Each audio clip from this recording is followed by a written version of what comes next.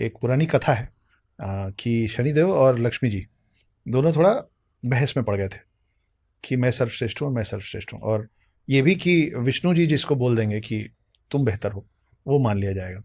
कोई बोलता है विष्णु जी के पास गए थे, कोई बोलता है ब्रह्मा जी के पास गए थे। ज़्यादातर लोग बोलते हैं कि ब्रह्मा जी ने टाल के नारद जी के पास भेज दिया था। फाइनली वो नारद मुनि के पास पहुंचे थे। किसी के भी पास पहुंचे थे। जो कहानी है वो बड़ी इंटरेस्टिंग है कि जब ये दोनों पहुंचे और पूछे कि आप बताइए कि हम दोनों में से बेहतर कौन है, तो सामने जो भी भगवान थे उन्होंने सोचा कि मैं जो भी भगवान इसलिए बोल रहा हूँ क्योंकि अलग अलग कहानी में अभी क्या होगा अगर मैं बोलूंगा विष्णु जी तो फिर कमेंट्स में आएगा ब्रह्मा जी थे, तुमको कुछ नहीं आता है। तो जो भी भगवान थे उनको समझ में आया कि अगर मैं बोल दूंगा कि शनिदेव आप ज़्यादा प्रभावशाली हैं तो लक्ष्मी जी रूठ जाएंगी, और अगर बोल दिए कि लक्ष्मी जी आप बेहतर हैं तो शनिदेव हम पे ही दृष्टि डाल देंगे, नुकसान हो जाएगा। तो उनको बोला गया कि वो सामने पेड़ दिख रहा है। दोनों मुड़ के देखे, बोले बोले वहां तक जाइए, उस पेड़ को नमन कीजिए और दोनों जन एक एक पत्ती तोड़ के लाइए। तो दोनों को लगा कि हमारे लिए कोई कंपटीशन है, कुछ है। दोनों गए, पेड़ को नमन किए, एक एक पत्ती तोड़ के लेके आए। तब सामने वाले भगवान ने बोला कि आप दोनों बराबर हैं। बोले ऐसे कैसे? बोले क्योंकि जब आप लोग जा रहे थे तो शनिदेव आप जाते हुए बड़े अच्छे दिख रहे थे, और जब आप लोग आ रहे थे ना लक्ष्मी जी आप आती हुई बड़ी अच्छी दिख रही थी। तो आती हुई आप अच्छी लग रही थी, जाते हुए आप अच्छे लग रहे थे, दोनों बराबर। तो बीच में बैलेंस करके इनको वापस भेजा गया था समझा बुझा के। तो आप क्योंकि वो दोनों का नाम एक साथ आया तो ये एक छोटी सी कहानी याद आ गई। लक्ष्मी जी की आपने बात करी ना, तो मुझे एक और कथा याद आ रही है लक्ष्मी जी की। अ, एक बड़ी प्रसिद्ध कथा, बड़ी प्रसिद्ध पेंटिंग भी है कि माँ लक्ष्मी जो है भगवान विष्णु के पैर दबा रही हैं। हम्म। तो एक बार भृगु ऋषि, वो ज्योतिष के विद्वान थे, बहुत सारे शास्त्रों के विद्वान थे, पर वो थोड़े गरीब थे। तो उन्हें लगा यार मैं विष्णु जी की इतनी पूजा करता हूँ, इतना सारा ज्ञान है मेरे पास, पर मेरे पास पैसे क्यों नहीं आ रहे, मेरी मेरी तरक्की क्यों नहीं हो रही, इस टाइप की इनके अंदर कुछ फीलिंग आई। तो गए भगवान विष्णु के पास, गुस्से में थे। विष्णु विष्णु बुलाते हुए क्षीर सागर पहुंचे। और फिर एक बड़े प्रसिद्ध कथन आता है कि उन्होंने भगवान विष्णु की छाती पे लात मार दी गुस्से में। हाँ सुना ठीक है है। हमने ये। और भगवान विष्णु तो विष्णु, वो तो हंसते रहे। ठीक है कि अरे क्या हो गया पंडित जी, आप गुरु जी क्यों हाँ। ऐसा कर रहे हैं। तो उन्होंने अपनी बात बताई। पर ये सारी चीज लक्ष्मी जी देख रही थी। अब आप किसी भी पत्नी के सामने उसके पति की छाती पे लात मार दो, आप कितने बड़े भी ऋषि हो, वो कुछ मैटर नहीं करता। तब से माता लक्ष्मी का श्राप है भृगु ऋषि पे, उनके वंशजों पे, कि तुम ना सबके सब पैर टूट के ही मरोगे। अच्छा। यस। और कुंडली में इसको देखा जाता है जिसके लगन में शुक्र बैठता है, जिसके फर्स्ट हाउस में वीनस बैठा है, या जिसका वीनस और सैटर्न साथ में बैठा है, या वीनस और सैटर्न ने राशि परिवर्तन किया है, तो आप भृगु के वंशज हैं। ओके। आपके खानदान में जो भी उम्र में सबसे बड़ा है, जैसे फॉर एग्जांपल मैं हूं, और मेरे पिताजी अगर सबसे बड़े हैं तो उनके पैर टूटेगा। ठीक है, तब उनकी डेथ ओके। होगी। और दादाजी अगर सबसे बड़े हैं तो उनका पैर टूटेगा, फिर उनकी डेथ होगी। तो ऐसा हुआ भी है? ऐसा मैंने अपनी क्लास में तो पढ़ाया, और बहुत सारे लोगों ने कहा कि मेरी मम्मी के साथ यही हुआ, मेरे दादा के साथ यही हुआ। बच इसमें इंसान तब जाता है कि जैसे मैं हूं, मेरे पिताजी छोटे भाई हैं, बड़े नहीं हैं, लेकिन जो बड़ा है उनके साथ होगा, पिताऊ जी के साथ होगा। मतलब हर जनरेशन का जो जो वरिष्ठ जो होगा। सबसे बड़ा होगा, चाहे मेल हो चाहे फीमेल हो, उसको पैरों का प्रॉब्लम आएगा, पैरों की समस्या आएगी, फिर वो इस कि दुनिया से विष्णु जाएगा। जी पे टांग उठाया ठीक क्यों? है, यस। तो ये लक्ष्मी जी का श्राप लगा हुआ है, इन्हें शुक्रवंशी बोला जाता है। ओके। और इसी के बाद यहीं से कहानी भी आती है कि हम ज्योतिष में शुक्र को माँ लक्ष्मी मानते हैं। ठीक है। और शुक्र उच्च का होता है 12वीं राशि में जाकर। तो 12वीं राशि पैर है, भगवान विष्णु के पैर हैं, पाइसेस। वहां पे शुक्र उच्च के हैं, यानी लक्ष्मी जी वहां पर सबसे ज्यादा प्रसन्न है, सबसे ज्यादा खुश हैं। इसीलिए वास्तु के हिसाब से जो 12वीं राशि होती है पाइसेस, वो साउथ ईस्ट डायरेक्शन होती है। इसको हम कैश फ्लो की डायरेक्शन कहते हैं इसीलिए। वहां से आता है। हाँ, इसलिए यहाँ पर आप आम तौर पे अग्नि तत्व रखते हो या किचन बनाते हो, ताकि फायर बनी रहे और कैश फ्लो बना रहे आपका। यहाँ पे हमें ब्लू कलर या पानी या वॉशरूम जैसी चीजें बनाने वास्तु में मना किया जाता है। अब मैंने जो थ्रू द टाइम अपने एक्सपीरियंस से पाया कि अगर आप अपने घर के साउथ ईस्ट में नरसिम्हा लक्ष्मी की फोटो लगाएं, नरसिम्हा कौन है, भगवान विष्णु ही हैं, लक्ष्मी जी हैं, तो आप अपने शुक्र को, उस पूरे घर के शुक्र को उच्च का स्थान दे रहे हैं, एक्सॉल्टेड पोजीशन दे रहे हैं, तो लक्ष्मी की कृपा आप पे बनी रहेगी। तो ये एक वास्तु का उपाय मान लो, आप ज्योतिष का उपाय मान लो, पर ये काम करता है। अभी आपने बोलते हो देखिए कैसे बात से बात निकलते चलते हैं। अभी जब आप बोल रहे थे तो आपने बोला कि वहाँ फायर बना रहे, यस। उसके बाद आपने बोला वहाँ ब्लू कलर और पानी हाँ। से दूरी बना के रखा जाता है उस एरिया को। उसी बात से एक कमाल की बात याद आई कि ये जो है ना कि तपस्वी और अप्सरा, आप कहीं से उठा के देख लीजिए वो कभी साथ आ नहीं पाए, है ना। कोशिश कई बार हुई, अप्सराओं ने बहुत बार कोशिश की, कुछ समय साथ हुए भी, लेकिन परमानेंटली कोई साथ हो नहीं पाते हैं, अलग हो जाते हैं। क्योंकि अप्सरा में जो अप्स है ना, अप्स का मतलब होता है पानी, और तपस्वी में तप है। क्या तो ये फायर एंड वाटर है, ये कैसे साथ आएंगे? तो अभी क्योंकि आपने वो बात बोला ना कि वहाँ किचन बनाया जाता है, वहाँ फायर को रखा जाता है और उस पानी दूर रखा जाता है, तो देखिए बहुत सारी बड़ी बड़ी गड़बड़ियां तब हुई हैं जब अप्सरा और तपस्वी साथ आने की कोशिश इवन मैं बचपन से कहानी सुनता चला आ रहा हूँ कि कोई तपस्वी हैं, वो तपस्या करते हैं और फिर इंद्र का सिंहासन डोलने लगता है, फिर और इंद्र अप्सरा को फिर भेजा अप्सराओं को भेजता है कि इनका तप भंग कर दो। भंग कर दो। फिर वो आती हैं, डांस करती हैं, और ऋषि जी आंख खोल के देख लेते हैं, उनका तप तप भंग हो देखिए ना, जाता है। अब क्या है ना, अप्सरा के लिए बोला जाता है कि उनकी उम्र नहीं बढ़ती हम्म। अप्सराओं की। क्यों? क्योंकि वो पानी है ना, दे फ्लोइंग, वो बह रहे हैं। हम्म।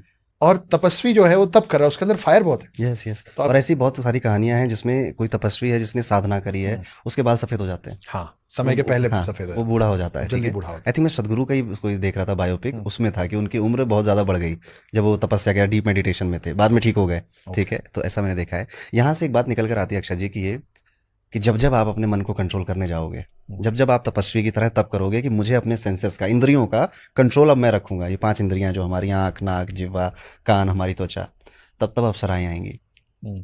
क्योंकि आप इंद्रियों को जीत रहे हो, आप इंद्रजीत बनना चाह रहे हो, इंद्र बनना चाह रहे हो। ठीक है, तो इंद्र अप्सराएं भेजेगा, यानी कि जब जब आप ध्यान करोगे तब तब वल्गर थॉट्स आएंगे, गलत विचार ओ आएंगे, अच्छा, डिस्टर्ब करने डिस्टर्ब करने डिस्टर्ब आएंगे कि करने अरे तुम ध्यान मत कर पाओ, तुम मेडिटेशन ना ना कर हो पाओ, तुमसे। नहीं तो तुम कंट्रोल कर लोगे, पर तुम्हें तो फंसना इस मृत्यु लोक में है। तो ये कहानी वो है, और रियल लाइफ में एग्जाम्पल हम ऐसे देखते हैं इंद्र इसको। और इंद्रियां, हाँ, इंद्र और इंद्रियां, मजा आया आपको? बहुत, ये बहुत बढ़िया था। लेकिन एक चीज जो आपने बोली, वो मेरे को थोड़ा सोचने पे मैं फंसा हुआ हूं अभी भी, इसलिए उस बात को मैं वापस ला रहा हूँ। जो अभी जब हम लोग रुद्राक्ष की बात कर रहे थे, तो मैंने यूं ही कह दिया था कि तो ये तो बहुत बड़ा स्टडी है, पूरा साइंस है। क्योंकि एक आम आदमी को कैसे समझ में आएगा ना कि ठीक है, 1 मुखी, 2 मुखी, 7 मुखी, 11 मुखी, 15 मुखी, 21 मुखी, आप जो बोले वो तो मैं 14 मुखी, मैं रट लूंगा भले। लेकिन फिर आपने बीच में गौरी शंकर रुद्राक्ष बोल दिया, बीच में आपने लक्ष्मी जी और शनिदेव को एक रुद्राक्ष में ले आए थे। इतना सब कुछ कोई एक आम आदमी, आपकी बात नहीं हो रही है, मैं आम हूं, मुझे नहीं बताया गया बचपन में सब। मुझे बस ये मालूम है, अलग अलग मुख के रुद्राक्ष होते हैं, और जितने लाइन्स होते हैं उतने मुखी बोलते हैं, और पंडित जी लोग ये बताते हैं कि किसको कौन सा कितना मुखी का कब पहनना चाहिए। लेकिन कोई खुद सीखना चाहे तो कैसे सीखेगा? पहले तो मैंने इसके लिए फ्री में यूट्यूब पे काफ़ी वीडियोस बनाए हैं जिसमें आप अभी रुद्राक्ष भी को डले हुए हैं। हाँ, डले हुए हैं। लेकिन अगर आपको आपका मन है ऐसा कि मुझे रिसर्च टाइप में करना है, तो मेरा कोर्स भी है रुद्राक्ष पे। ठीक है, आपका बनाया हाँ, हुआ? मैंने बनाया है, और लगभग वो 4 साढ़े 4 घंटे में सिर्फ हमने रुद्राक्ष की बातें की हैं। क्या बात कर, मल्टीपल टाइप्स ऑफ रुद्राक्ष की बातें की हैं। इतना सारा है डेटा? पहनना है कब, है कब उतारना है, और इवन मालाओं की बातें भी की हैं। जैसे रुद्राक्ष की मालाएं बहुत बनती, 7 मुखी की माला बनती, 5 मुखी की बनती, और एक सर्वकार सिद्धि माला है जो कि बहुत ही ज्यादा पावरफुल, जो पहनता है वो बीमार हो जाता है। ठीक है, इतनी तो फिर लोग पावरफुल क्यों है। पहनते हो? मतलब हमेशा नहीं रहता बीमार। जब भी आप कोई भी रत्न पहनोगे, कोई रुद्राक्ष पहनोगे जो असली है, जो काम कर रहा है, आपके घर में कोई ना कोई गड़बड़ी होगी। पानी का पाइप फटेगा, कोई वॉशिंग मशीन, फ्रिज कुछ खराब होगा, या माइल्ड सा फीवर आएगा, आपको कुछ डिस्टर्बेंस जरूर होगा। क्योंकि आप वो एनर्जी वो कर रहे हो ना, जगा रहे हो, तो वो अपनी प्रेजेंस दिखाएगी। और जब ये हो रहा है तो बुरा नहीं मानना है, ये अच्छा है कि वो काम करना शुरू कर रहा है। ये होता है। इवन कई लोगों की ना ये चीजें गायब हो जाती हैं, कुछ टाइम पहना, अब जब उसको आपके जीवन से जाना था, वो अचानक से गायब हो जाएगा। हाँ, ये तो खैर हमने सुना भी, हमारे घर में हुआ भी है कि दादाजी के हाथ में एक ऐसी अंगूठी थी जिसको उतारने से भी नहीं उतरती थी, और एक दिन वो कहाँ गई पता नहीं चला। दादाजी, मतलब ऐसा पुराने लोग हमको बताते हैं कि वो आखिरी समय तक वो ये विश्वास नहीं कर पा रहे थे कि ऐसा कैसे हुआ कि वो अंगूठी मेरे हाथ से गिरी या उतरी, और मेरे को पता नहीं चला, जो मैं उतारने पे नहीं उतरती थी। तो दादी और बाकी लोग ही बोलते थे कि उसका समय पुर गया था, वो अपना काम कर दिया था, वो चला गया। यस। और एक अभी मजेदार बात याद आई, हम रुद्राक्ष को कहते हैं कि महादेव का ये आंसू से बना है उनके। तो महादेव ने तपस्या करी 1000 साल, फिर जब खुली आंखों से, फिर जब उन्होंने आंख बंद करी करुणा में, दया में, तब उस आंखों से आंसू गिरते हैं जो धरती पे गिरते हैं। इसका मतलब रुद्राक्ष इस धरती का नहीं है, वो बाहर से आया है। ठीक है, वो यूनिवर्स से कहीं ट्रैवल करके यहाँ पर आया है। और जब आप उस पेड़ की जब साइंटिफिक रिसर्च करते हो, तो आपको उसके अंदर इतने मिनरल्स मिलते हैं जो इस धरती के नहीं है, इस धरती के बाहर के हैं। और वो पेड़ इतना अद्भुत पेड़ है, मैंने ऐसा और किसी पेड़ के साथ नहीं देखा है कि फल रंग बदल रहा है। हाँ। नीला हो जा रहा है पहले तो, फिर वो डार्क ब्राउन हो जा रहा है, और वही एक पेड़ है, उस पर फल अलग अलग निकल रहे हैं। एक ही पेड़ पे फल अलग अलग निकल रहे हैं। और ज्यादातर नेपाल का फेमस है, क्योंकि वहां पे ये चीज सबसे ज्यादा देखी जाती है। रुद्राक्ष दुनिया के बहुत फिलीपींस में भी मिलते हैं, फिजी आइलैंड में भी मिलते हैं, इंडोनेशिया में भी मिलते हैं, भारत में भी कई क्षेत्रों में होते हैं। ठीक है, पर प्रसिद्ध सबसे ज्यादा नेपाल का इस वजह से होता है क्योंकि शिव पुराण में जो उसका वर्णन दिखा गया है कि वो आंवले के साइज का है। ठीक है, बड़ा साइज का है, तो वो बड़े रुद्राक्ष हमें नेपाल में मिलते हैं। इसलिए आप देखोगे कि ज्यादातर लोग कि हम नेपाली नेपाली नेपाली, ये रीजन है उसके पीछे का। और नेपाल पशुपतिनाथ की धरती भी है, ये भी रीजन है। सबसे ज्यादा असली रुद्राक्ष में भी मिलते हैं और सबसे ज्यादा नकली भी वही बनते हैं। ठीक है, आप बिलीव नहीं करोगे, एक क्लाइंट आया था, वो रुद्राक्ष लेकर आया था कि ये मैं लेकर आया हूँ, त्रिजुटी रुद्राक्ष है, इसमें नेचुरली ओम बना हुआ है। वो बहुत खुश था, सालों से अपने पास रखा था, वो एमसील थी। क्या बात है, यस, एमसीएल को खांचे में डाला गया, उसमें ओम बना दो, त्रिशूल बना दो, कुछ भी जो बना चाहो दो, बना जो दो। चाहो बना दो। ओहो, तो इस लेवल तक मतलब के बहुत भी। साल से बुद्धू बन रहा था वो। हाँ, बहुत साल से बुद्धू बना, और रखा था तिजोरी में अपने, ठीक है। और जब इस तरह के रुद्राक्ष दिए जाते तो कहा भी यही जाता है कि इसको किसी को दिखाना मत, किसी हाँ को बताना मत, किसी छुपा के रखना, किसी ने देख लिया तो गड़बड़ हो जाएगा। उस उनको पता नहीं कि शायद तुम्हें नहीं पता, पर किसी को तो पता हाँ, होगा, कोई तो बता ठीक देगा है। कि असली नहीं है। सो इन रुद्राक्षों में बचना चाहिए। इसलिए कभी भी आपको रुद्राक्ष पता करना है कि असली या नकली, सिर्फ एक्सरे रिपोर्ट, एक्सरे कराओ रुद्राक्ष का। जितने मुखी का वो रुद्राक्ष है उतने बीज मिल जाएंगे उसके अंदर आपको, ठीक है। एक्सरे में दिख जाएगा। और जो डेंटिस्ट होते हैं ना, वो करते हैं छोटा सा एक्सरे उसका। अच्छा, आप जाइए डेंटिस्ट का, कभी उसका एक्सरे करो, 250 रुपये 250 रुपये लेगा आपसे, करके दे देगा। वो मन की ऑथेंटिक है शांति हो कि नहीं? जाएगी, आपके मन की शांति हो जाएगी, क्योंकि अंत में ये सारी चीजें विश्वास की हैं, फेथ की हैं, भरोसे की हैं, कि हाँ मैंने महादेव का रुद्राक्ष पहना है, मेरे साथ कुछ अच्छा हो जाएगा, मतलब ठीक कि रुद्राक्ष के जो सुनार होते हैं है। वो डेंटिस्ट होते हैं, ध्यान रखिए। एक्सरे रिपोर्ट, जहां पे रुद्राक्ष में एक्सरे मिल रहा है आपको, नहीं आपको नहीं किसी पे विश्वास है, खुद करा लीजिए, आपको ये हो जाएगा। और रुद्राक्ष को लेकर कई सारी मिथक भी फैले हुए हैं। कि एक मुझे कह रहा था, मेरी आई थी कॉल पे, एक लेडी आई थी कि सर इसको पहनने के बाद तो इंसान वैरागी हो जाता है। ठीक है, शिव जी वैरागी थे, हम क्या वो गृहस्थ भी तो थे, गृहस्थ भी ठीक तो थे है, भाई। वो क्यों बोल रहे हो आप? कोई नहीं वैरागी होता, लोगों को डर लगता है कि कहीं घर बार छोड़ के मेरा बच्चा ना चला जाए, कोई नहीं ये जाता। तो देखिए अरुण भाई, वो वाली बात है ना, जैसे हमारे भी बचपन में और अभी भी कई लोग मानते हैं कि घर में महाभारत नहीं रखनी चाहिए। हम्म आप बोलेंगे घर में माचिस नहीं रखना चाहिए, नहीं तो घर में आग लग जाएगी, कोई बात नहीं होती है। माचिस से आप धूप बत्ती जला रहे हैं, दिया जला रहे हैं, घर का चूल्हा जला रहे हैं, या घर जला रहे हैं, ये तो जलाने वाले पे है ना। तो महाभारत के अंदर ही तो अर्जुन को गीता का सार दिए हैं कृष्ण, है तो वो। अब आप उसको पढ़ के पांडव बनेंगे कि कौरव बनेंगे, कृष्ण बनेंगे कि शकुनी बनेंगे, वो किताब की थोड़ी ना गलती हो सकती है। तो ये बहुत खराब थॉट है। मेरा ऐसा मानना है कि महाभारत घर में रखोगे तो कलेश हो जाएगा। तो अगर महाभारत पढ़ने से सुनने से कलेश होता है, तो जब टीवी में महाभारत रहा था तो दिन दुनिया छोड़ के सब लोग बैठ के क्यों देख रहे थे? वो टीवी भी तो घर में ही लगा था ना तुम्हारे, तो नहीं हो रहा था कलेश।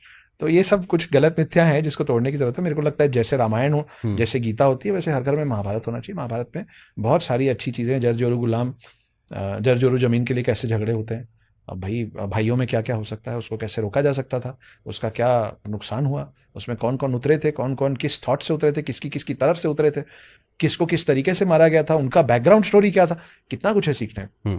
लेकिन अगर आप ये बोलेंगे नहीं नहीं वो तो परिवार में कलेश करता है, तो किताब कलेश नहीं करता, लोग कलेश करते हैं। लोग मत कलेश करो करते ऐसे, हैं। गलत है।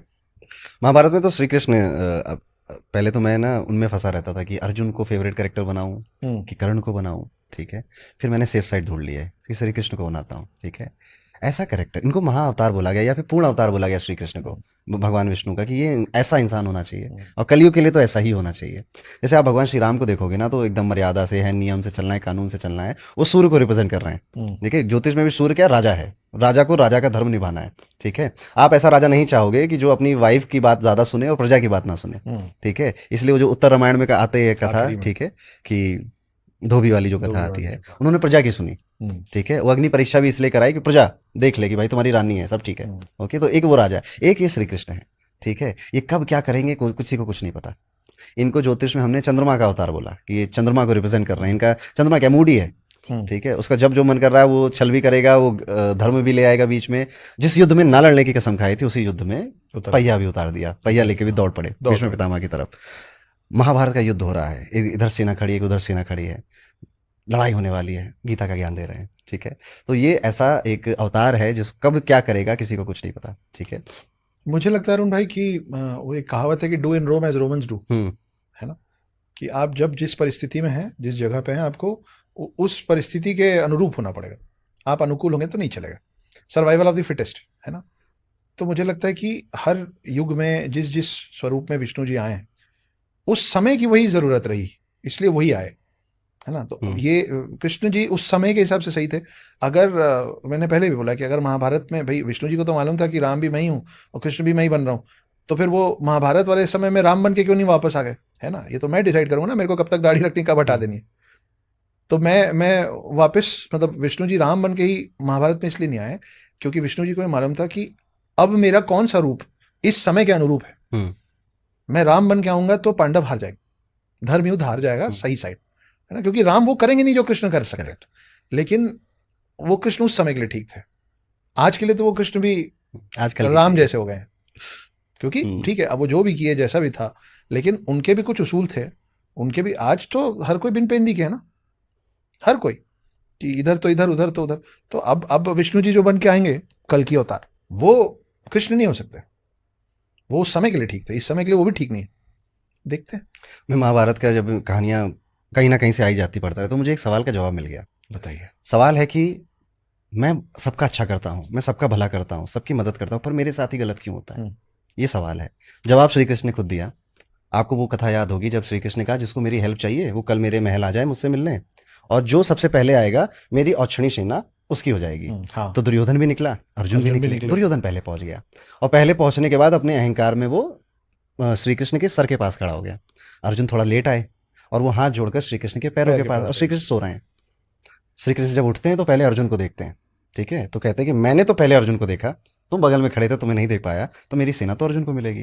अब टेक्निकलिटी पे आप जाओ तो आप कहोगे यार बात तो हुई थी पहले कौन आएगा, बात ये तो नहीं हुई थी कि देखोगे किसको पहले। तो बात तो दुर्योधन पहले आया था, उसकी मदद करनी चाहिए थी आपकी, नहीं। श्री कृष्ण ने चूज किया कि मैं अर्जुन की मदद करूंगा। ऐसे ही हम सबकी जिंदगी में ऑप्शन होता है कि हम अर्जुन की मदद करेंगे कि दुर्योधन की करेंगे। दुर्योधन। और आमतौर पे लोग दुर्योधन की मदद कर देते हैं और फिर एक्सपेक्ट करते हैं कि मेरे साथ बुरा क्यों हुआ। कर्ण ने दुर्योधन की मदद की थी, वो हार गया, उसका वध हो गया, ठीक है। वहीं पे श्री कृष्ण ने अर्जुन की मदद की थी, वो जीत गया। कर्ण को युद्ध से पहले पता चल गया था मेरे भाई हैं, हाँ, ठीक है। वो चूज कर सकता था कि मैं अपने भाइयों के साथ जाऊंगा या फिर मैं अपने दोस्त के साथ जाऊंगा। उसकी चॉइस थी, जैसी चॉइस है वैसा रिजल्ट आपको वैसा मिला। रिजल्ट मिला। तो कई लोग ये बोलते हैं कि हम तो सबका अच्छा करते हैं, हम तो सबका भला करते हैं, हमारे साथ ही बुरा क्यों होता है? बस किसका कर रहे हो, अर्जुन का कर रहे हो कि दुर्योधन का कर रहे हो, फर्क ये बात हाँ, डालेगा। भला किसका कर रहे हो? भला किसका करो, ये बात मैटर करती है। तो जहाँ तक बात है अरुण भाई कृष्ण जी की, मैं पहले भी कई बार बोल चुका हूँ कि ना गांधी को हर कोई प्रेम करता है और ना हिटलर से हर कोई नफरत करता। हम्म। हिटलर को चाहने वाले भी अभी भी हैं और गांधी से नफरत करना तो है ही। एक तो आपके सामने बैठा है। तो आप देखिए कृष्ण भगवान थे और सब, लेकिन वो भी सबके नज़र में सही नहीं हो पाया ना। आप गांधारी की नज़र से देखिए, तो गांधारी ने तो कृष्ण को आखिरी में श्राप ही दे दिया था। तो गांधारी के नज़र से तो कृष्ण भी गलत थे। फिर आपने जो बताया ना कि दुर्योधन आया था, पीछे खड़ा हो गया था, सामने पहले आंख खुला तो जो दिखा वो सही हो गया। ये ना एक एक टर्म है अंग्रेजी में, पैराडॉक्स, कि आप कुछ भी कर लेंगे, आप गलत ही होंगे या सही होंगे, आप फंसे रहेंगे। जैसे मैं आपको एक कहानी सुनाता हूँ, थोड़ा विषयांतर है लेकिन इंटरेस्टिंग बात है कि पैराडॉक्स होता क्या है। मैं दो उदाहरण देता हूँ। पहला तो आप सोचिए कि मान लीजिए कि आप गुरु हैं और आप वकील हैं, और मैं आपके पास आया हूँ कि मेरे को वकालत सिखा दीजिए। आपने बोला लाओ दक्षिणा। मैंने बोला साहब अभी तो नहीं है, जब मैं वकील आपसे पूरी पढ़ाई सीख के वकील बन जाऊंगा तो मैं जो पहला केस लड़ूंगा ना, उसकी फीस जो मैं लूंगा वो आपकी दक्षिणा है। आपने बोला अक्षत तो चेहरे से ईमानदारी दिख रहा है, ठीक ही आदमी होगा, चलो इसको विद्या दे देते, सिखा देते। आपने मुझे पूरा वकालत सिखा दिया, सब पढ़ा बढ़ा के बैठा के। अब जब मैं वकील बन गया, अब आप वेट कर रहे हैं कि ये पहला केस लड़ेगा, उसका जो फीस होगा वो मेरी दक्षिणा है। मैंने कभी कोई केस लड़ा ही नहीं। आप कई ऐसे है ना जिनके पास वकालत की डिग्री है पर कर कुछ और रहे। मैं केस लड़ने नहीं गया कभी। अब आपको आया गुस्सा, बोले मेरे से सीख के गया, इसने बोला था पहला केस लड़ूंगा उसका फीस दूंगा, अब एक केस ही नहीं लड़ रहा है, मेरा फीस मर गया। आपने क्या किया, आप चले गए कोर्ट। आपने बोला, आपने मेरे ऊपर केस किया कि इसने ऐसा ऐसा बोला था, अभी मेरे को फीस नहीं दे रहा। सामने से आया मैं। अब आप सोचिए कि अगर ये केस, मैं दो में से एक चीज बोलूंगा, या तो मैं बोलूंगा कि आप झूठ बोल रहे हैं, मैंने ऐसा कोई प्रॉमिस नहीं किया, तो आप केस हार जाएंगे। अगर आप केस हार जाएंगे तो आपको कुछ नहीं मिलेगा। और अगर मैं ये बोला कि हाँ मैंने ये बोला था, और वो केस ये बोलने के बाद भी मैं जीत गया, तो मैं जीता तो यही बात हो ना कि मैं आपको कुछ नहीं दूंगा। इसी बात पे मैं केस लड़ रहा हूं ना कि मैं नहीं दूंगा, मेरा मेरा इनको देना नहीं बनता। तो अगर मैं केस हार गया कि हाँ साहब ये सही बोल रहे हैं, तो भी आप हार गए। और अगर मैं ये केस जीत गया तो भी आप हार गए। पैराडॉक्स। ये है पैराडॉक्स कि मैं जीत के भी हारूंगा और हार के भी जीतूंगा, कि केस तो मैं जीता लेकिन मेरे को मिला कुछ नहीं, और अगर मैं केस हार गया तो मेरे को मिला कुछ नहीं। तो ये फंसा दिया गया। ऐसे बहुत सारे पैराडॉक्स हैं। एक और इंटरेस्टिंग बात है कि आप सोचिए कि जैसे हिटलर के कोई बच्चे नहीं थे, आप सोचिए कि अगर हिटलर का कोई बच्चा हुआ होता, अब वो बड़ा हुआ, फिर अब इस समय जिस समय में हम हैं अभी हिटलर का पोता होता है ना, अब उसको कैसे पूरी दुनिया कोसती होती, हिटलर का पोता, हिटलर का पोता है। अब हिटलर का पोता टाइम ट्रैवल मशीन बना के चला गया पीछे, और उसने जाके हिटलर को उस वक्त मार दिया जब हिटलर का बच्चा पैदा ही नहीं होता, मार दिया। तो ये तो हुआ ही नहीं, तो फिर हिटलर को मारा किसने? इसलिए टाइम ट्रैवल शायद बैकवर्ड पॉसिबल नहीं है। नहीं, बैकवर्ड ही तो पॉसिबल है। फ्यूचरिस्टिक जाना थोड़ा, जाने वाले तो गए भी हैं, मतलब कहानियों इसे में। बोलते हैं ग्रैंड पेरेंट पैराडॉक्स, ऐसा कुछ बोलते हैं। हाँ, ग्रैंड पेरेंट पैराडॉक्स, कि अगर ये हुआ ही नहीं था, मतलब अगर पीछे जाके भी मार दिया तो आगे का लीनियज तो खत्म हो गया ना। तो जब लीनियज ही नहीं हुआ, पोता हुआ ही नहीं, तो फिर टाइम मशीन गड़बड़ हो जाएगी। हाँ, टाइम मशीन गड़बड़ हो जाएगी, और वैसे ही एक आदमी पीछे खड़े होके भी सही हो गया था। यस। एक किताब है, उसका नाम है कर्म विपक संहिता। इसमें महादेव ने माँ पार्वती को 108 कहानियां सुनाई हैं। हम्म, ठीक है, कि एक व्यक्ति, अलग अलग कहानियां हैं कि एक ब्राह्मण है, अयोध्या में पैदा हुआ है, उसने अपने गुरु के साथ ऐसा किया, फिर उसके तो साथ उसके वैसा साथ ऐसा हुआ, हुआ। फिर वो पुनर्जन्म लेकर आया, फिर सो हम्म, ऑन एंड सो ऑन। हम्म, ये 108 कहानियां 108 नक्षत्र के पदों की कहानियां हैं। ओके। जैसे मेरा सतभिषा नक्षत्र है, हम्म, सतभिक्षा में चौथा पद है मेरा, हम्म, तो जो सतभिक्षा के चौथे पद की कहानी है वो मेरे पास्ट लाइफ की कहानी है। ओ, और वो जो थी, जो उन्होंने तो ऐसे बताया कि हम्म, ब्राह्मण था, यहाँ पैदा हुआ, हम्म, ऐसा हुआ, वैसा हुआ, वो एग्जैक्ट चीजें आपके साथ इस जिंदगी में होंगी। ओ, कि उसने गुरु का सम्मान नहीं किया, तो मेरे साथ भी ऐसी परिस्थितियां खड़ी होंगी कि मैं कहीं पर गुरु का अपमान कर दूं, या उनके उस खिलाफ खड़ा या होना उनके पड़े। खिलाफ खड़ा हो जाऊं। कुछ कहानियां हैं कि उसने अपनी वाइफ को धोखा दे दिया। ठीक है, तो जो हर नक्षत्र के पद की कहानियां हैं, तो इंसान को अगर ये समझना हो कि मेरे ऊपर कर्ज क्या लगा हुआ है, हम्म, मैं क्या क्या चैलेंजेस फेस करूंगा, तो वो कर्म विपाक संहिता पढ़ सकता है। ज्योतिर्लिंग की थोड़ी बात करते हैं। जी। आप कितने ज्योतिर्लिंग में अभी तक विजिट किए? मैं तो अभी सिर्फ महाकाल गया हूँ। ठीक है, मैं 4 पे गया 4 हूँ, ज्योतिर्लिंग, पर आपके और 8 पे बचे हैं। जाना है। हाँ, मतलब वो शायद अभी बुलावा नहीं आया है, जैसा हम मानते हैं। कई बार कुछ चीज़ें बनते-बनते नहीं बनती हैं, हम्म। और जो बनी हैं, वो बिना प्लानिंग के बनी हैं, कि बस हो गया। ये तो मैंने इस बार भी एक्सपीरियंस किया। मैंने आपको बताया मैं वैष्णो देवी गया था, ठीक जी। है, और फिर उस दिन फिर मम्मी की तबीयत खराब हो गई, वापस आना पड़ गया, अटैक हो गया, घबरा भी गए। लेकिन अब मेरा मन तब से अभी तक शांति में नहीं है। हुँ, कैसा कैसे हो सकता है? वहां पहुंच के रोज देखता था मैं, हुँ। एक दिन पहले गए थे ना, देखता था वो, देखो वहाँ वो जाना है। भवन है, हाँ, वर्त कुमारी है, ठीक है, वहां जाना है, कल चलेंगे, कल चलेंगे, पर नहीं जा पाए। तो नहीं ये जो जा लोग कहते हैं ना कि बुलावा नहीं आया है, लोग मजाक उड़ा देते हैं उनका, अरे बुलावा के नहीं आया, तुम चले जाओ, चाह कर भी नहीं नहीं, जा नहीं पाता है। होता। जब नहीं बुलावा आएगा यस, तो आप नहीं पहुँच और पाएँगे। जब पहुंचना होगा आपको, हजार काम होंगे आपके, उन सबको पार करते हुए आप वहां पहुंच जाओगे। मैं ठीक है। इतने समय से सुन रहा था, मुझसे लोग सवाल भी पूछते थे। अभी पिछले 4-5 साल में कामाख्या देवी की बात थोड़ी ज़्यादा बढ़ी हम्म। है ना? थी पहले से, लेकिन बात अब थोड़ा इंटरनेट की के कारण थोड़ा अलग वहाँ का की पूजा पद्धति है। और तो मैं सुन रहा था, मुझसे कई बार पूछते भी थे, आप तो गए ही होंगे कामाख्या? तो मैं बोलता था, नहीं, मैं नहीं गया हूँ, जब आएगा मौका। और अभी फिर गुवाहाटी में एक टॉक शो में गए, और वो मतलब बकायदा लाव लश्कर लगा के, मतलब ऐसे ले जाया गया जबरदस्ती, हम्म। क्योंकि आदेश आया था कि आके माथा टेक के जाओ। तो वो बात सच है, जब बुलाया जाता है। तो मैं महाकाल के दर्शन किया हूँ, मैं केदारनाथ गया हूँ, मैं पशुपतिनाथ गया हूँ, मैं भीमाशंकर दोनों वाले में गया हूँ। तो ऐसा है, पर वही है, भीड़ भाड़ बहुत ज़्यादा रहती है। और ये सब मैं तब गया हूँ जब मेरे को लोग नहीं पहचानते थे, तो बड़े आराम से मेरे दर्शन हुए। एक पचमढ़ी में एक मंदिर है, मैं नाम भूल रहा हूँ उसका, पर पचमढ़ी में मान्यता वाला मंदिर है। आप पचमढ़ी जाके किसी से भी पूछेंगे तो वो आपको नाम बता देंगे। बहुत सारी सीढ़ी चढ़ के ऊपर जाना पड़ता है, और एक गुफा है। वो बड़ी अजीब सी गुफा है, उसके अंदर रोशनी नहीं है, मतलब लाइट वाइट उन्होंने लगाई नहीं है। हम्म। पूरा अंधेरा, आपको टटोल टटोल के चलना पड़ेगा। पूरा फर्श 12 महीने गीला रहता है, क्योंकि उस गुफा का जो छत है, उससे लगातार पानी रिस रहा है। और पानी ऐसा 2-4-6 बूंद नहीं रिस रहा है, पूरा भीगा हुआ है। हम्म। बीच में कुंड बना हुआ है, उसमें पानी गिर रहा है। अलग तरीके की ठंडक। आप किसी भी मौसम में जाएंगे, अंदर आप ठिठुर जाएंगे, इतना ठंड है। और दिख नहीं रहा था, मैं मोजा पहना हुआ था, मोजे पहन के चला, फिर लगा भीग रहा है कुछ। फिर मोजा उतारे, तो रेलिंग वेलिंग बना है, और बहुत कम लोग जाते हैं। तो अंदर तक मैं गया, फिर एकदम आखिरी में 2-4-5 दिया जल रहा है, वहाँ पंडित जी बैठे हुए हैं, और वहाँ शिव जी की मूर्ति है। और आवाज़ आ रही है आपको बूंद के गिरने की सब तरफ। कहीं पे हल्की हल्की सी धार बहने की आवाज़ आपके कान में पहुंच रही है। जब ऊपर से पानी नीचे कुंड में गिर रहा है, तो पानी की बूंदों की गिरने की आवाज़ आपके कान में आ रही है। अजीब सी शांति है। आ, शुरू में ऐसा थोड़ा थोड़ा, मतलब मन अच्छा नहीं लगता है अंदर जाके शुरू में। तो मेरे को भी नहीं अच्छा लगा, मतलब ये मैं अपना ही अनुभव बता रहा हूँ, बाकियों को कैसा लगता है अब आप जाएं और खुद समझें। पंचमढ़ी में, मध्य प्रदेश। मैं अंदर गया, अपना हाथ वाथ जोड़ा, हाथ में प्रसाद मिला, वापस बाहर आया। जिनके साथ गया था वो सबके साथ मेरी समकक्ष भी थी। हम लोग पूरा सीढ़ी उतर के नीचे आ गए। बंदर बहुत है वहाँ पे, रेलिंग में सीढ़ी में बैठे रहते हैं, आपको सामान बचाना पड़ेगा।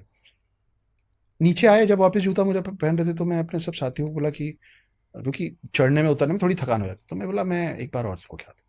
अब मैं ऐसा दुबला पतला फिट आदमी हूँ भी नहीं ना कि कोई बोले कि एक बार और चढ़ के आते।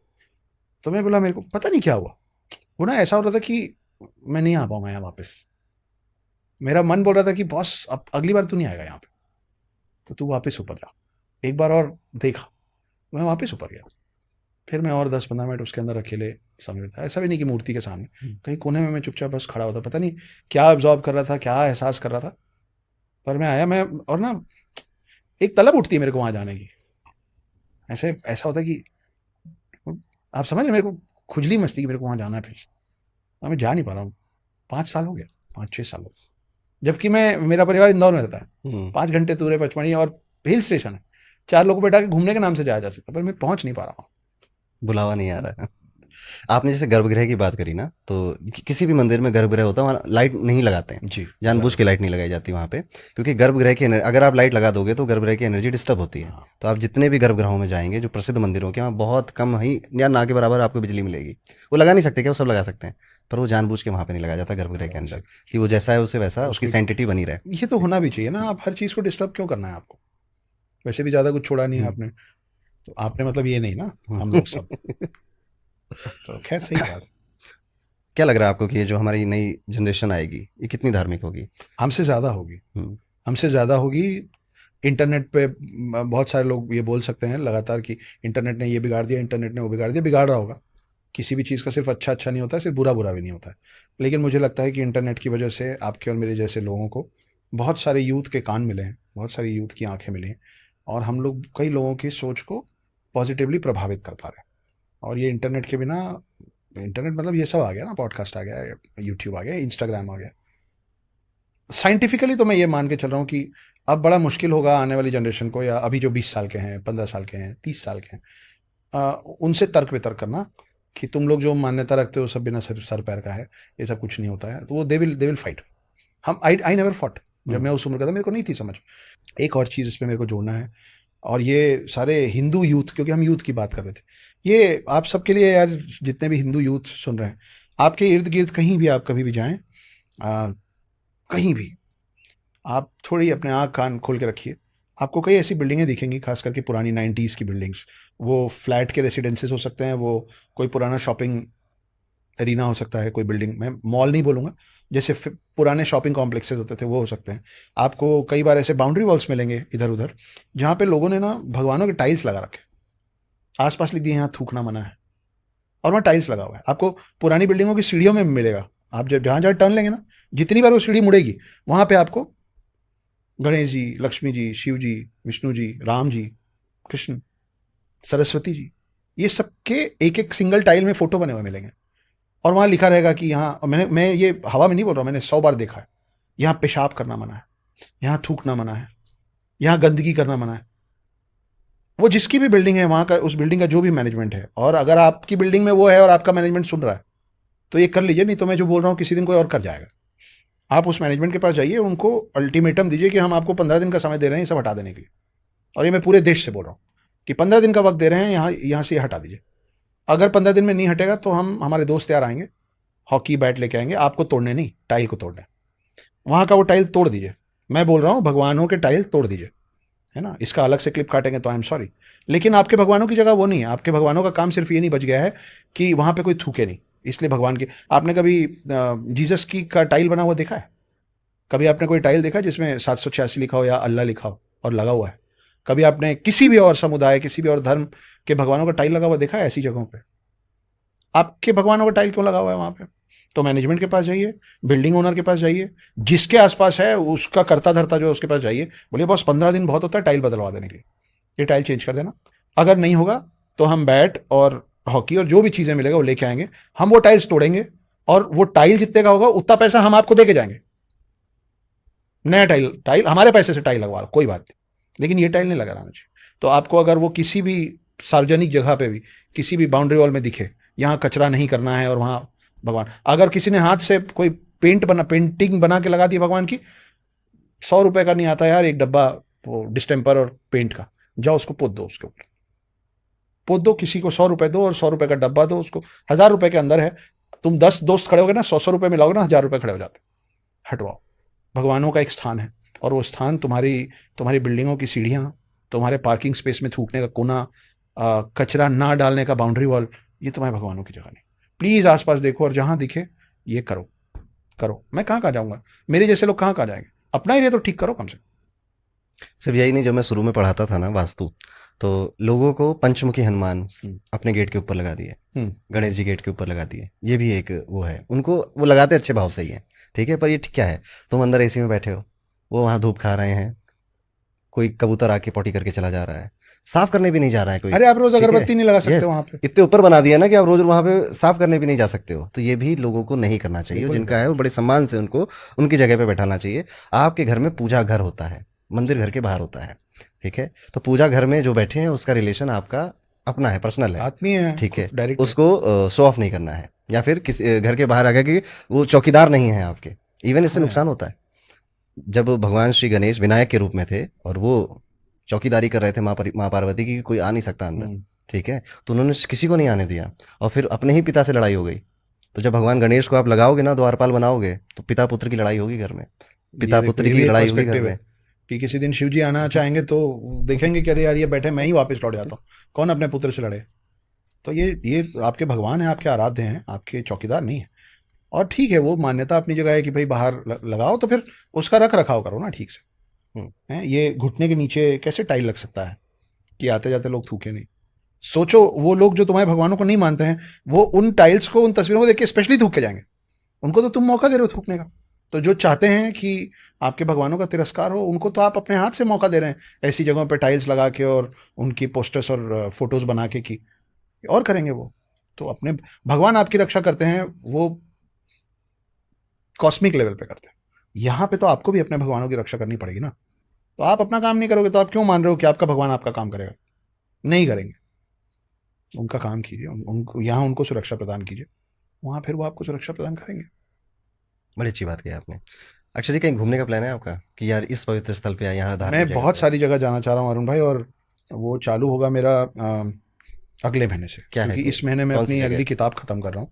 और वो किताब का सबमिशन इस महीने के अंत में होगा। एक तो मैं अभी कमाल की जगह गया था, मैं 10 दिन अकेले छुट्टी मनाने गया था। हम्म, तो मैं गया था गौमुख हर्षिल, एक बहुत सुंदर सी जगह है गंगोत्री से 1 घंटे नीचे। ये मैं गया था लास्ट वीक ऑफ मार्च में, और वहाँ -8 डिग्री था उस समय, मार्च की गर्मी के टाइम पे। तो जो उत्तरकाशी गया था, तो उत्तरकाशी में विश्वनाथ मंदिर, तो विश्वनाथ मंदिर के ही प्रांगण में, विश्वनाथ मंदिर के ठीक सामने एक त्रिशूल का मंदिर है। ओके, मैंने वीडियोस बनाया है, वहाँ के पंडित जी से मैंने बात की। वो त्रिशूल ना अरुण भाई 20-22 फुट ऊंचा है, और उसको पकड़ने का जो जो एक हाथ से जो भगवान पकड़ते थे वो इतना चौड़ा है। उसको आप ऐसे ही लाएंगे तो नहीं हिलेगा, बहुत बड़ा है वो।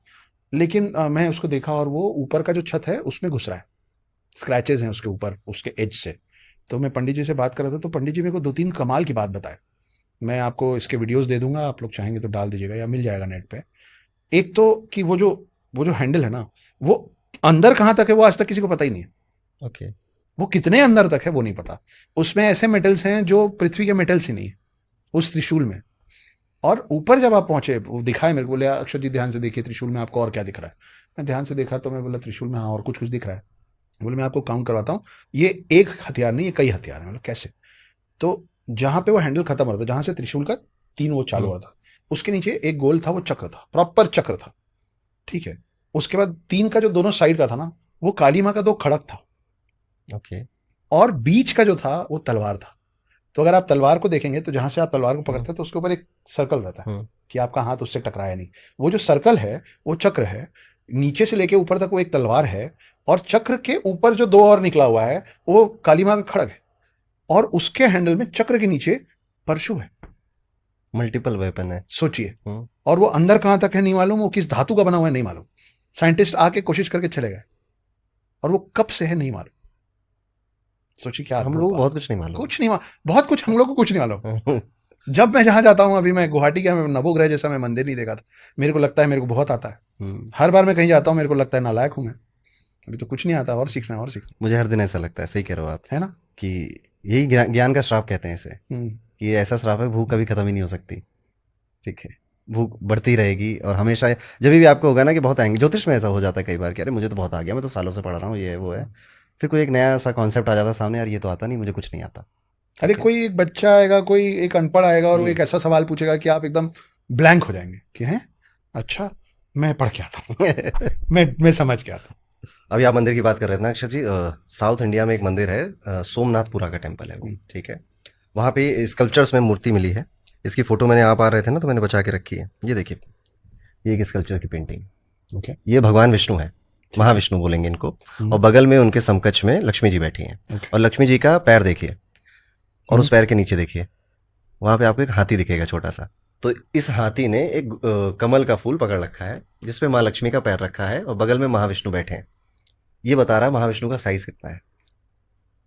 कि एक हाथी लग रहा है कमल का फूल पकड़ने के लिए। ये एंशियंट पेंटिंग यूनेस्को ने इसे वर्ल्ड हेरिटेज डिक्लेयर किया 2023 में। तो हमारे जो सनातन धर्म के देवी देवता हैं उनकी इमेजिनेशन हम्म। हम जो करते हैं उससे कई भव्य है, बहुत बड़ी है। तो मैं तो इस पे मैंने तो कहीं बोला भी था ना कि भाई आज आप जो शेर देखते हैं हाँ। वो शेर का पूर्वज था सेबरटूथ, हम्म। है ना, जिसके अवशेष भी मिले। जब अवशेष मिले तो ये प्रूव हुआ कि ये जो आज का शेर है उससे बहुत बड़ा होता था सेबरटूथ।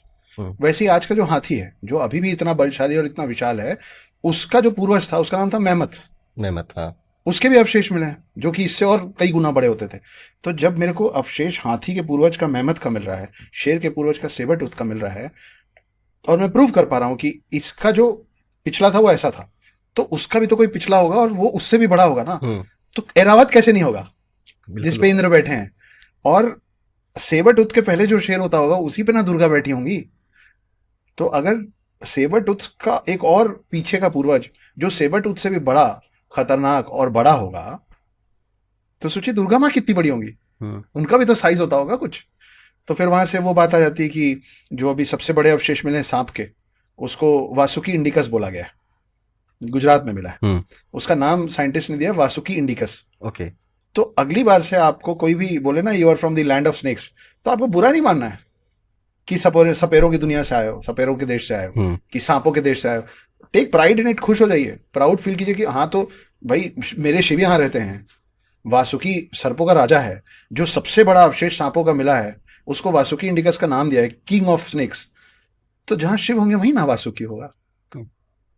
तो और सोचिए कि 50 फुट का वासुकी मिला है, तो वो अगर ऐसे कुंडली मार के भी बैठता होगा तो उसको कितना चौड़ा और कितना बड़ा, क्योंकि वजन भी होगा ना 50 फुट के सांप का, तो उसको कितना बड़ा कंधा चाहिए होगा बैठने के लिए। तो सोचिए कि शिव कितने बड़े होंगे, बहुत बड़े, कि जिसपे 50 फुट के वासुकी ऐसे करके बैठ जाते हैं और वो वजन उठा लेते हैं। और फिर मैं बोल दिया था एक दो बार, जो बहुत लोगों को पसंद आ गया था, कि फिर सोचिए कि नंदी का क्या साइज होगा जिसपे वासुकी को गले में धारण करके शिव जी बैठ के निकल जाते थे। शायद इमेजिन भी नहीं कर पाए हम लोग, नहीं कर पाए हम लोग अभी तक। हम सोच भी नहीं सकते कितने बड़े साइज के होंगे। अब शिवाजी की वो जो 100 लोगों की टुकड़ी थी गुरिल्ला वॉरफेयर की, जो वो आप जाइए महाराष्ट्र के किलों पे जाइए, आपको पता चलता है कि 100 लोग मिलके पूरा पूरा किला बनाए थे। उसमें एक एक जो ब्रिक लगा है ना, पत्थर, वो आपके मेरे 10 लोग मिलके उठा नहीं पाते। उनके लोग असल में कंधे में रख के जो वो चलाए हैं, तोप चलाए हैं, उसको मैं कोशिश किया हूँ। 8-10 लोग मिलके उसको उठा नहीं सकते। 2-4 लोग मिलकर उसको, राउंड है ना सिलेंड्रिकल, उसको हिला पाते। उसको एक आदमी कंधे पे रख के चलाता था। ये तो अभी 100 साल नहीं हुआ है, 100 साल पुरानी बात है। तो सोचिए कि आज से हजारों साल पहले इन भगवानों का साइज कितना बड़ा बड़ा रहा हो। तो आप जो तस्वीर दिखा रहे हैं बिल्कुल करेक्ट दिखा रहे हैं। जब आप लास्ट बार मुझे मिले थे तो आपकी नागा वाली बुक रिलीज हुई थी। जी ठीक जी है? जी हाँ, अभी लास्ट टाइम अपन तभी मिले थे, करेक्ट। तो मैं लकी हूं ना आपके लिए, आप नई चीजें इनिशिएट बिल्कुल करते हैं। बिल्कुल लकी हैं आप। अब क्या प्लान है आपका, कौन सी बुक आ रही है अब? मैं इस मंथ के अंत तक खत्म कर दूंगा, अपनी अगली बुक सबमिट कर दूंगा। पूरी कोशिश है कि सितंबर तक हम इसको रिलीज करें। इस किताब का नाम है द अदर इंडियन। ओके। मेरी हर किताब का नाम 3 शब्दों का होता है और पहला शब्द द होता है, द हिडन हिंदू, फिर द नागा वॉरियर्स, अब द अदर इंडियन। कहानी का थोड़ा सा एक जिसको बोलते हैं ना टीजर, वो दे देता हूँ कि एक आदमी एक प्लेन क्रैश में ऊपर से आसमान से गिरा है, और वो गिरा है पाकिस्तान के एरिया में, और उसको पकड़ लिए पाकिस्तानी लोग, ISI और आर्मी चीफ असीम मुनीर ने पकड़ लिया है। और उससे सवाल जवाब करना शुरू करते हैं और उसको बोलते हैं कि देख, तेरे भारत के आकाओं ने तेरे को बताया होगा ना कि हमारे हत्थे चढ़ गया तो हम सब खींच लेंगे अंदर से, इन्फॉर्मेशन के साथ साथ तेरी अंतड़ियाँ भी। तो एक काम कर, अपने शरीर की तकलीफ और हमारा वक्त दोनों बचा दे, सीधे सीधे बता दे प्लान क्या था, कहाँ से कहाँ जा रहे थे तुम लोग। क्योंकि इनको लग रहा है कि उरी अटैक के बाद जो हमने किया था वैसा कुछ हम बालाकोट स्ट्राइक जैसा कुछ प्लान कर रहे थे, कुछ गड़बड़ हो गया, ऐसा वो मान रहे हैं।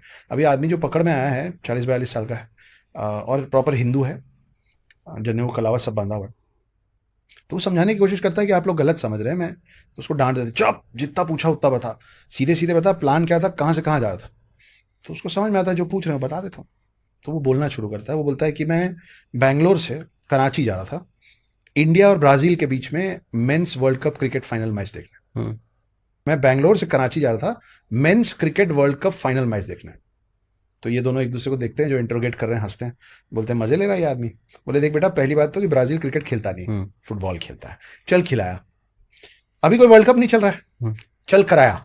एक बात बता, हमारा गली क्रिकेट का वर्ल्ड कप होता है ना तो हम शाहजहां भाग जाते हैं उसको करना, वो हमसे हो नहीं पाता इस देश में। Mains world cup cricket final यहां होगा पाकिस्तान में। जैसे ही वो पाकिस्तान सुनता तो चौंक जाता, क्या क्या क्या पाकिस्तान? फिर ये लोग हंसते, बोलते अच्छा देखो पाकिस्तान नहीं पता। तो उसको उसके अब ये उल्टा उसके मजे ले रहे हैं, बोले 1947 में 2 नेशन थ्योरी अलाउ कर दी थी तुम्हारे वो कौन थे, वो मोहनदास करमचंद गांधी जिनको तुम अपना बापू मानते हो, है ना। तो फिर हमारे कायदे आजम मोहम्मद अली जिन्ना ने पाक मुल्क पाकिस्तान बनाया, और वो तुम्हारे गांधी को वो नाथूराम गोडसे ने गोली मार दी, याद आ रहा है कुछ? तो बोलता नहीं मैं जानता हूँ कि महात्मा गांधी कौन थे, लेकिन उनको फादर ऑफ द नेशन की उपाधि नहीं दिए थे, क्या बोल रहे हो तुम लोग? और वो तो नेचुरल डेथ मरे थे, नाथूराम गोडसे कौन है? और जिस दिन मोहम्मद अली जिन्ना ने 2 नेशन थ्योरी का आइडिया दिया था, एक देशभक्त मुस्लिम ने उस दिन उनको गोली मार दी थी। तो ये सब क्या बोल रहे हो तुम? तो अब ये लोग थोड़ा सख्ते में रहते कि क्या बोल रहा है ये। तो बोलते क्या जानता है तू भारत के बारे में? और अब वो बताना चालू करता है कि भारत के बारे में क्या जानता है। तो वो बताता है, वो बोलता है कि पहले first prime minister of India was not Jawaharlal Nehru, पहला प्रधानमंत्री है ही नहीं। राजेंद्र प्रसाद पहले प्रेसिडेंट है ही नहीं। बहुत सारी और चीजें बोलता है, $1 इक्वल्स टू $22। हम 2 नहीं, हम 7 वर्ल्ड कप जीते हुए हैं क्रिकेट में। हमारे पास बिग स्टिक पॉलिसी हम चलाते हैं। हम मतलब पाकिस्तान है ही नहीं, बांग्लादेश है ही नहीं, क्या बोल रहे हो तुम लोग? तो इस तरीके की बहुत सारी चीज़ें बोलता है। और फिर ये लोग पूछते हैं कि 1 मिनट भाई, तू कौन है? कौन है तू, क्या बकवास कर रहा है? तो बोलता है वही तो मैं बोल रहा हूँ, तुम लोग मेरी पहचान क्यों नहीं रहे? I am the prime minister of this country, Bharat. बोलते तू हिंदुस्तान का? बोले हिंदुस्तान नहीं है वो हिंदुस्तान है, थ है थ, क्योंकि हिंदुओं के रहने का जो स्थान है उसको हिंदुस्तान बोलते हैं। और यहाँ से मेरी किताब की कहानी शुरू होती है। अब आपको किताब के बीच में जाके क्या पता चलता है वो मैं आपको एक लाइन में बता देता हूँ। आपको किताब के बीच में, मैं स्पॉइलर नहीं दे रहा हूँ, आपको किताब के बीच में जाके पता चलता है कि हर वो बात जो ये बोल रहा है वो सब सच है। वो सब सत्य है जो वो यहाँ बैठ के बोल रहा है। कैसे सत्य है, मल्टीवर्स है क्या इसमें? अब आप पढ़िए नहीं, मल्टीवर्स नहीं, वो मैंने कुछ कुछ तोड़ा है। तो ये मेरी अगली कहानी है, पेंगुइन छाप रहा है। एक पार्ट में आएगी, 3 पार्ट आएंगे? 2 पार्ट आएंगे। जैसे नागावॉरियर 2 था, हाँ। वैसे ये भी 2 पार्ट में है। फर्स्ट पार्ट सितंबर में रिलीज करने की कोशिश है। प्रभात प्रकाशन हिंदी कर रहे हैं और पेंगुइन अंग्रेजी कर रहा है, बाकी भी भाषाओं में आएगी सितंबर 2025। अब भी बस ठीक है, ओके। जून जुलाई बस। हाँ, पितृपक्ष में आएगी आपकी जी। तो आशीर्वाद बनाए रखिए पंडित जी। यहाँ पे आके आप रिलीज किया करिए, आपकी बुक बेस्ट सेलर हो जाएगी। ठीक है। तो ऐसी कोई कहानी है। नाइस। इस बार आप फिक्शन पे काम कर रहे हो ना? मैं हर बार फिक्शन पे करता हूँ। हाँ। द हिडन हिंदू भी फिक्शन है, द नागावॉरियर element के हिस्टोरिकल साथ। फिक्शन है। नहीं, पिछली बार की जो आपने किताब लिखी थी ना, उसमें मैं तो वो किताब रखता था इसलिए क्योंकि उसमें मेरा नाम था। ठीक है, तो मैं दिखाता था, ये देखो अक्षय जी ने लिखी है, पीछे वाला ये पन्ना देखो, इसमें मेरा नाम भी लिखा है। आपको याद है, मेरे लिए खुशी की बात। हाँ, मुझे याद रहेगा। इंडियन क्या, द अदर इंडियन में, हाँ, उसमें भी आपको मेरा नाम मिल सकता है। ठीक है। उसमें मैं अपने हीरो का नाम रख देता हूँ, अरुण। क्या नाम है वैसे अभी हीरो का? नहीं बता सकते? 2 किरदार हैं, एक का नाम रुद्र है, दूसरे का नाम आर्यन। आर्यन है, ओके, नाइस। देखो आज महादेव की हम बातें कर रहे थे, आपके कैरेक्टर का भी नाम रुद्र है। एक सवाल बार बार आता है, पूछा भी जाता है और उस पर जवाब देने की भी लोग कोशिश करते हैं कि शिव बड़े या विष्णु, है ना। वैष्णवों का बोलना है कि विष्णु पहले आए थे, और शैव लोगों का बोलना है कि शिव पहले हैं, प्रथम है। आप देखिए ये एक दूसरे के पूरक हैं। और बहुत प्यारी बात है कि हनुमान जो हैं, क्योंकि अभी हम बात कर रहे थे, हनुमान शिव जी के अवतार हैं, लेकिन हनुमान किसके भक्त हैं? राम के भक्त हैं। राम कौन है? विष्णु के अवतार है। लेकिन जब राम को रावण पे हमला करना था तो राम बैठ के किसकी पूजा कर रहे थे? शिव की पूजा कर रहे थे। वो शिव से शक्ति मांग रहे थे रावण को हराने की। तो ये दोनों एक दूसरे के पूरक हैं। और उसके बाद जब आखिरी में रावण का वध हो गया था और उनको, राम जी को मतलब ब्राह्मण हत्या का पाप लगा था, तो फिर उनको उड़ीसा में भुवनेश्वर के पास में भेज के और वहाँ पे एक शिवलिंग की स्थापना करके उस ब्राह्मण हत्या से उनको मुक्ति मिली थी। उसको रामेश्वरम भी कहते हैं। तो रामेश्वरम मंदिर जो उड़ीसा का है वो राम जी के हाथ का स्थापित है, ऐसा माना गया है। तो ये दोनों एक दूसरे के पूरक हैं। ये कौन बड़ा है कौन छोटा है? आप शिव जी का तिरस्कार कीजिए, विष्णु नाराज हो जाएंगे, या विष्णु जी का तिरस्कार कीजिए, शिव जी नाराज हो जाएंगे। तो ये हम लोग को आपस का ये कलेश हटाना पड़ेगा। वो कलेश महाभारत घर में रखने से नहीं हटेगा, ऐसे ही हटाना पड़ेगा। एक और सवाल है अरुण जी, आप जब हम पहले भी मिले हैं, बीच में हमारी 1-2 बार फोन पे भी बात हुई, आप जब भी मैं पूछता हूँ और क्या चल रहा है, तो आप बोलते थे मैं एक कुंडली रिपोर्ट पे काम कर रहा हूँ। बड़े समय से आप लगे हुए थे, क्या हुआ उसका? जब पहले आप मिले थे तो मैंने फॉर्चून रिपोर्ट बनाई थी, ठीक है, और आपको भेजी भी थी, उसे आप पढ़ के भी आए थे। उसे फॉर्चून रिपोर्ट निम्नोलॉजी बेस्ड थी। अभी मुझे कुंडली के क्षेत्र में कुछ करना था। ठीक है। अभी तक हमें जो कुंडलियां मिलती हैं वो ज़्यादातर सॉफ्टवेयर होती हैं, सॉफ्टवेयर जनरेटेड होती हैं, और उसमें एक स्ट्रक्चर है कि ये मंगल यहाँ पे बैठा पहले घर में, तो ये बातें लिख दो, ठीक है। मन सेटिस्फाइड नहीं होता था, तो सोचा था हम अपनी खुद की कुंडली बनाएंगे। अब बाद में पता चला कि यार ये बड़ा तामझाम है। कुंडली बनाना जितना इजी लोगों को लगता है, सॉफ्टवेयर का यूज़ करना, एआई का यूज़ करना, उसमें उतना ही वो डिफिकल्ट है। वो डिग्री, वो रेट्रोग्रेड कब है, वो कंबस्ट कब है, वो किस नक्षत्र में बैठा है, कितनी डिग्री में बैठा है, वो उतनी एक्यूरेसी मेंटेन करना। तो एक तो टेक में हमने काफ़ी पैसा लगाया, काफ़ी मेहनत लगाई, और उसके बाद कंटेंट तो मेरे डिपार्टमेंट में था। तो हमने इस कुंडली को ऐसा बनाया कि इंसान कोई भी पढ़े, समझ जाए, और आज तक उसने ये कुंडली नहीं पढ़ी होगी ऐसी अपनी। एकदम लेमन लैंग्वेज, मतलब सिर्फ लैंग्वेज की बात नहीं है, बात प्रेडिक्शंस की भी है कि वो एक्यूरेट बात कि आप तेज चलते हैं, आप पाँव में पंजे के बल चलते हैं, इतनी तक डिटेल में हम गए हैं यहाँ पे इस कुंडली में। हमने यहाँ पे ब्लैंक चार्ट प्रेडिक्शंस भी की हैं, और वो भी ऐसी कि आपकी मम्मी के का एक नकली दांत लगा होगा, ठीक है। इस टाइप की प्रेडिक्शंस हमने इस कुंडली में डालने की कोशिश करी है। इसका नाम कॉस्मिक कुंडली या कॉस्मिक कोड अभी हमने रखा है, ठीक है, और ये तैयार है, और कुछ दिन में इसको मैं सबके सामने जरूर लॉन्च करूंगा। आपने भी लॉन्च किया, आज मैंने भी यहाँ पे लॉन्च कर दिया जी, आपको तो सबसे पहले दूंगा, ठीक है। तो फिर आपको ऐसा लगता है ये करके फिर आपकी जरूरत घट जाएगी लोगों के जीवन में? एक गाइड की या एक टीचर की जरूरत हमेशा से रही है, हमेशा से रहेगी। नहीं मतलब फिर वो जब हर कोई अपनी कुंडली खुद पढ़ लेगा तो फिर पढ़ लेगा, बिल्कुल पढ़े, मैं चाहता भी हूँ लोग पढ़े। मेरे तो जब शुरुआती हुई थी तो इसी विचार के साथ शुरुआत हुई थी कि कुंडली का डर निकालना है, कुंडली है नहीं है तो काम नहीं करती, ये लोगों के मन से वहम निकालना है। तो आओ पढ़ो, खूब काम करती है, और आपकी ज़िंदगी में छोटी छोटी बारीकियों पे काम करती है। इसमें हमने जो रेमेडीज़ का सेक्शन डाला है वो भी ऐसा ही डाला है, जो आप एक तो, क्योंकि ज़्यादातर लोग जो हमारे व्यूअर्स हैं यूएस में या कनाडा में या इधर रह रहे हैं, वहाँ पे कर लें। ऑस्ट्रेलिया में पीपल का पेड़ नहीं मिलता, कमेंट आते हैं कि पीपल के पेड़ की रेमेडी तो आपने बता दी पर मिलता नहीं, तो अल्टरनेटिव रेमेडीज़ हमने इसमें डिस्कस की है। उसके बाद हमने नक्षत्र की बात भी की है इसमें, ठीक है। कुंडलियों में आमतौर पर नक्षत्र की बात नहीं होती है। और उसके बाद जो डिज़ाइन डिपार्टमेंट कहूँगा, इसमें मैं श्रेय नहीं लूँगा, सुंदर बहुत बनाया है इसको, ठीक है। कब दे रहे हैं भाई? उत्सुकता तो जगा रहे, देंगे कब? बस इस पॉडकास्ट के बाद रिलीज करते हैं आपके साथ, ठीक है। और इसका हमने नाम भी ऐसे, इसका जो टाइटल है, एक तो नाम हो गया कॉस्मिक कोड या कॉस्मिक कुंडली, और फिर नॉट जस्ट अ कुंडली, नॉट जस्ट अ कुंडली, या फिर मॉडर्न कुंडली है ये। अब कुंडली को पढ़ने का तरीका बदलेगा लोगों को, और इस हिसाब से बनाई गई है कि समझाऊं ये लिखा है तो क्यों लिखा है हमने। अच्छा, हम ये भी समझाएंगे आपको, मोटी किताब ठीक है 250-300 पेज की है, ठीक है। एक इंसान के लिए नहीं। जितना आपको सोच सकते हो आप कुंडली के बारे में, वो सब कुछ मिलेगा और उससे ज्यादा मिलेगा इसमें, क्या बात, ठीक है। तो यही काम है। ऐसे ही जैसे मैंने अभी आपको बताया जेम्स मंत्रा, फिर अभी ये पूजा वाला सीन शुरू किया है। तो मैं चाह रहा हूँ जब मैं जाऊँ इस दुनिया से तो लोग याद रखें कि कुछ नया बना कर गया था ज्योतिष में। मुश्किल है पर बस महादेव की कृपा रहेगी तो हो जाएगा। नहीं ये तो बहुत नयापन सुन के तो लग रहा है, बड़ा नयापन है इसमें। चलिए बढ़िया है, हम भी ऑथर हैं, हम भी पढ़ने पलटेंगे। बिल्कुल पढ़िएगा। जी, मुझे बहुत अच्छा लगा इस बार आपके साथ बैठकर, ठीक है। मतलब पिछली 3 बार अच्छा नहीं लगा? नहीं, इस बार उससे ज्यादा अच्छा लगा, ठीक है। और महादेव की हमने बहुत बातें की, तो उन्हीं के नाम से अंत करना चाहूंगा मैं इसका। काल हर दुख हर सर्व पाप हर, ओम नमः पार्वती पते, हरे हरे महादेव। सावन शुरू होने वाला है, आप सबको पूरे सावन के पवित्र महीने के लिए मेरे और अरुण भाई दोनों की तरफ से ढेर सारी शुभकामनाएं। जाइए शिव जी से मिलिए, मुस्कुराते हुए मिलिए, खूब सारा आशीर्वाद लेके आइए। अपना, अपने अपनों का, सबका ख्याल रखिए।